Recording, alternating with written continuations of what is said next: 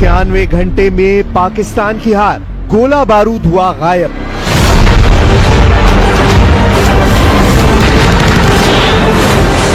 बाईस अप्रैल को पहलगाम पर पाकिस्तानी आतंकियों के हमले के बाद से भारत ने पाकिस्तान को कुछ इस तरह से घेरना शुरू किया है कि आज पाकिस्तान के खिलाफ बॉर्डर से लेकर पाकिस्तान के अंदर तक कम से कम 5 ऐसे बड़े मोर्चे खोल दिए गए हैं, जिससे पाकिस्तानी सरकार और पाकिस्तानी सेना के होश फाख्ता हो गए हैं। हम पाकिस्तान और पाकिस्तानी सेना पर इतना बड़ा खुलासा दिखाने जा रहे हैं जिसे आप जानकर हैरान रह जाएंगे। एक खुफिया रिपोर्ट में दावा किया गया है कि पाकिस्तानी सेना के घूसखोर गद्दार जनरलों और कमांडरों ने पाकिस्तानी सेना का गोला बारूद यूक्रेन को 2023 में ही बेच डाला है, जिसकी वजह से अब पाकिस्तानी सेना के पास सिर्फ 4 दिन तक युद्ध करने लायक गोला बारूद बचा है। आप कंगाल पाकिस्तान के जाहिल जनरलों की हरकतों का इसी से अंदाजा लगा सकते हैं कि भारत के हमलों के डर से पाकिस्तानी सेना के प्रमुख जनरल आसिम मुनीर ने अपने पूरे परिवार को विदेश भगा दिया है, जबकि पाकिस्तान के पूर्व विदेश मंत्री बिलावल भुट्टो, जो सिंधु में खून का दरिया बहाने की धमकी दे रहे हैं, उन्होंने भी अपने परिवार को या तो लंदन या फिर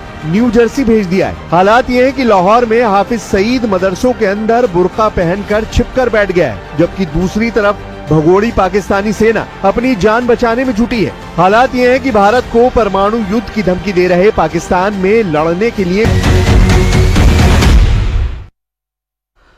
नमस्कार, स्वागत है आप सभी का न्यूज 18 राजस्थान पर। मैं हूं आपके साथ हेमंत कुमार और चलिए खास पेशकश की शुरुआत करते हैं। बगलियार डैम पर भारत के एक्शन के बाद पाकिस्तान में डर फैला हुआ है और बड़ी जानकारी इस वक्त की पाकिस्तानी मीडिया का यह दावा है कि पाकिस्तान में पानी का बहाव अचानक से काफी घट गया है।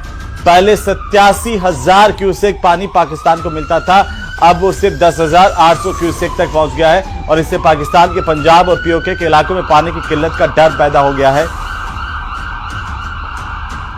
ये पाकिस्तानी मीडिया की तरफ से दावा किया जा रहा है। बहरहाल तस्वीरें भी सामने आई है। भारत की ओर से पाकिस्तान पर कड़ा प्रतिकार किया गया है और अब पाकिस्तानी मीडिया ये कह रहा है कि यहां पर पीओके के कई इलाकों में पानी की किल्लत का डर पैदा हो गया है। ये बड़ी जानकारी है इस वक्त की। आपको बता दें कि बगलियार डैम पर भारत के एक्शन के बाद पाकिस्तान में डर फैला है। तस्वीरें भी सामने आई है। पाकिस्तानी मीडिया की तरफ से दावा किया गया है कि पाकिस्तान में पानी का बहाव अचानक से काफी घटा दिया गया है। पहले 87,000 क्यूसेक पानी पाकिस्तान को मिलता था, लेकिन अब जब से भारत ने एक्शन लिया है सिर्फ 10,800 क्यूसेक तक पानी पहुंच गया है। लेकिन पाकिस्तान नहीं जानता कि अभी 10,800 क्यूसेक से भी ज्यादा कम होने वाला है, क्योंकि भारत लगातार एक्शन में है और पाकिस्तानी मीडिया का यह दावा है कि पानी के घटने की वजह से पाकिस्तान के पंजाब पीओके के इलाकों में पानी की किल्लत का डर पैदा हो गया है।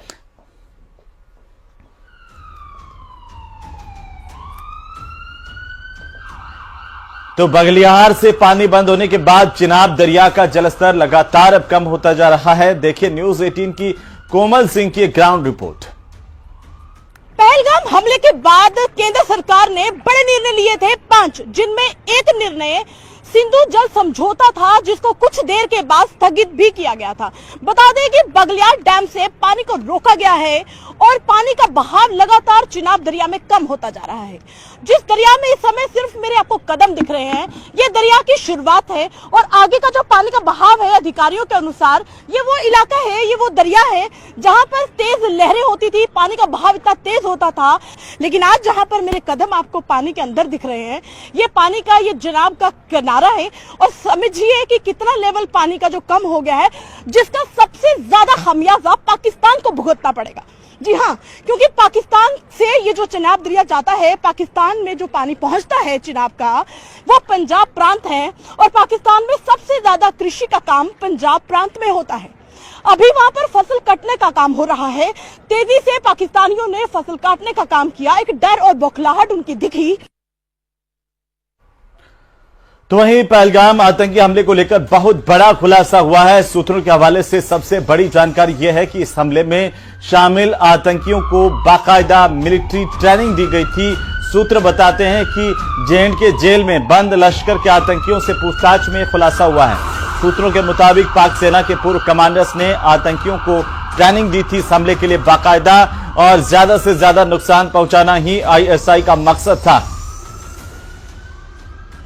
बहरहाल पाकिस्तान का काला चेहरा एक बार फिर से आतंकवाद पर बेनकाब हो गया है और यह जानकारी सामने आ रही है कि आखिरकार ये जो पाकिस्तानी आतंकी यहां पर भारत में घुसपैठ करवा करके पहलगाम का हमला किया गया था, उसमें बाकायदा इन आतंकियों को, इन टेररिस्ट को ट्रेनिंग दी गई थी। ये जानकारी सामने आ रही है और सूत्रों का यह कहना है कि ज्यादा से ज्यादा नुकसान पहुंचाना भारत की धरती पर यह आईएसआई का मकसद है। बहरहाल पाकिस्तान एक बार फिर से पूरी दुनिया के सामने आतंकवाद को लेकर के बेनकाब हुआ है। आपको बता दें कि पाक सेना के पूर्व कमांडर्स की तरफ से ये ट्रेनिंग दी गई थी और साथ ही साथ पहलगाम आतंकी हमले की जांच कर रही एजेंसियों की तरफ से यह बड़ा खुलासा किया गया है।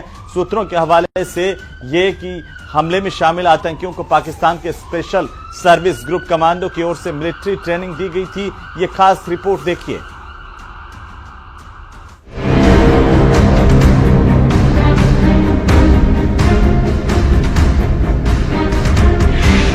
पहलगाम हमले पर एक और बड़ा खुलासा, आतंकियों को मिली थी मिलिट्री ट्रेनिंग।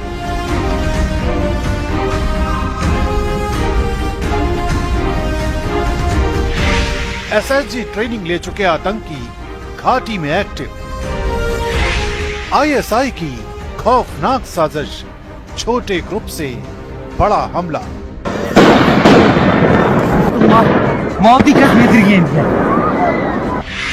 फिर बेनकाब हुआ पाकिस्तान।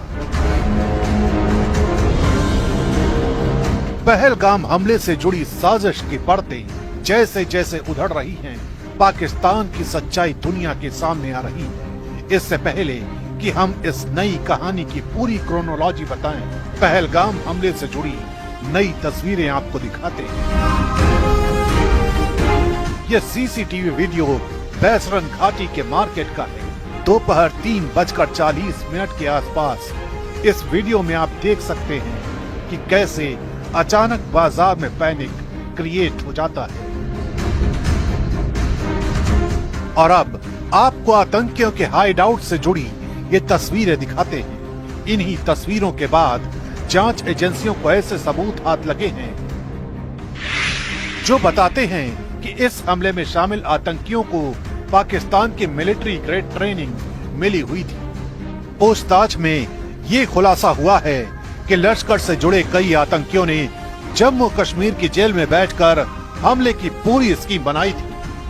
सूत्रों की माने तो घाटी में इस वक्त 15 से 20 ऐसे आतंकी कमांडर एक्टिव हैं, जिन्हें पाकिस्तान के स्पेशल सर्विस ग्रुप यानी एसएसजी की ट्रेनिंग मिली है।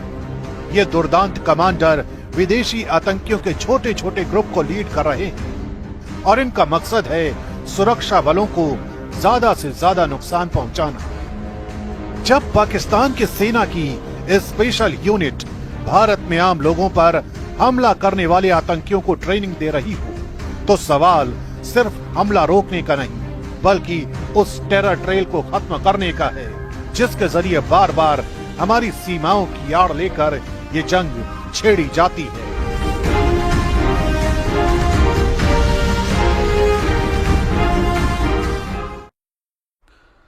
और इसी बीच दिल्ली से बड़ी खबर मिल रही है, जहां पर वित्त मंत्री निर्मला सीतारमण की एक अहम बैठक हो रही है। एशियन डेवलपमेंट बैंक के चीफ के साथ ये महत्वपूर्ण बैठक है, जिसमें वित्त मंत्री निर्मला सीतारमण बैठक कर रही हैं।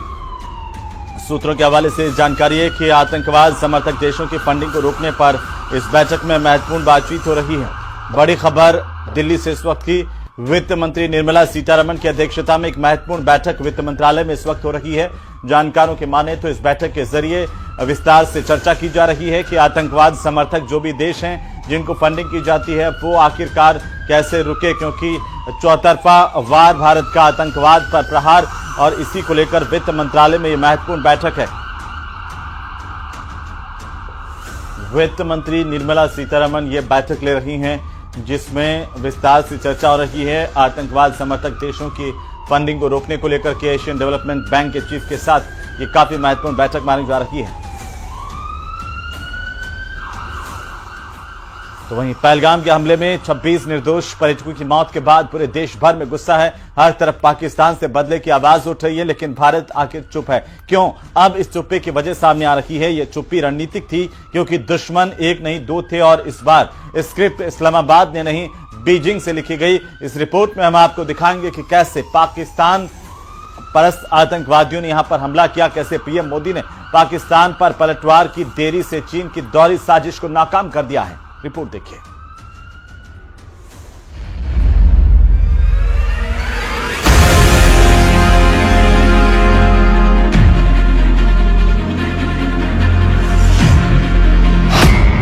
चीन की चालबाजी के खिलाफ मोदी का मास्टर स्ट्रोक।